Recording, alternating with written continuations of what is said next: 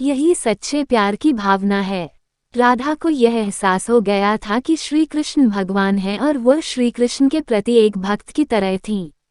वह भक्ति भाव में खो चुकी थी, जिसे कई बार लोग भौतिक प्रेम समझ लेते हैं।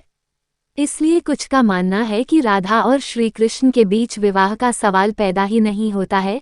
राधा और श्री कृष्ण के बीच का रिश्ता एक भक्त और भगवान का है। राधा के प्रेम की स्तुति यही है सच्चे प्रेम की पराकाष्ठा, जो लाभ हानि की गणना नहीं करता। सच्चा प्यार किसी भी हालत में नहीं घबराता। सच्चे प्यार को किसी से डर नहीं लगता, वह बस अपनी राह पर आगे बढ़ता रहता है।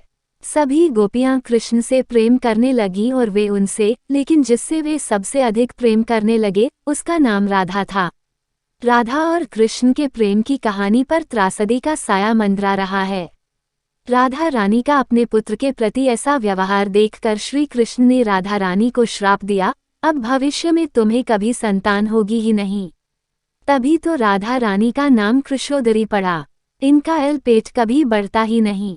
तब राधा ने एक ही मांग की और वह ये कि वे आखिरी बार कृष्ण को बांसुरी बजाते देखना चाहती थी।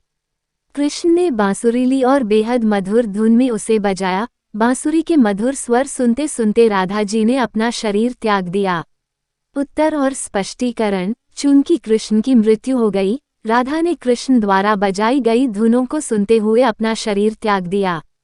कृष्ण राधा को खोने का दर्द सहन नहीं कर सके। उन्होंने अपने प्रेम के खत्म होने के प्रतीक के रूप में बांसुरी तोड़ दी और बांसुरी को झाड़ी में फेंक दिया। उनकी मृत्यु के बाद कृष्ण और राधा आध्यात्मिक रूप में एक हो गए। जब श्री कृष्ण ने नरकासुर का वध किया तो उन्होंने नरकासुर की इन 16,100 यौन दासियों को मुक्त कर दिया। उन्हें मुक्त करने के बाद सभी लड़कियों ने श्री का प्रेम सबसे ऊपर होता है।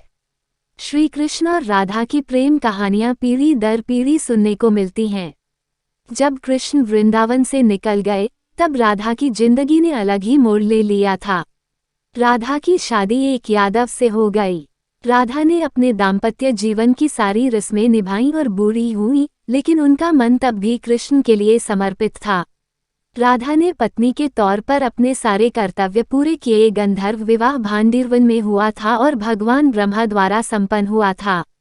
इस प्रकार यह आमतौर पर स्वीकार किया जाता है कि राधा और कृष्ण वास्तव में विवाहित हैं। हालांकि उनकी दिव्य लीलाओं को और अधिक आकर्षक बनाने के लिए राधा का अभिमन्यु से विवाह होने का उल्लेख किया गया है। दोनों एक दूसरे के बिना अधूरे हैं और इसलिए दोनों अपने शुद्धतम रूप में प्यार का प्रतीक हैं। कृष्ण का विवाह राधा से नहीं हुआ था, लेकिन वे आज तक हमेशा उनके साथ रहते हैं।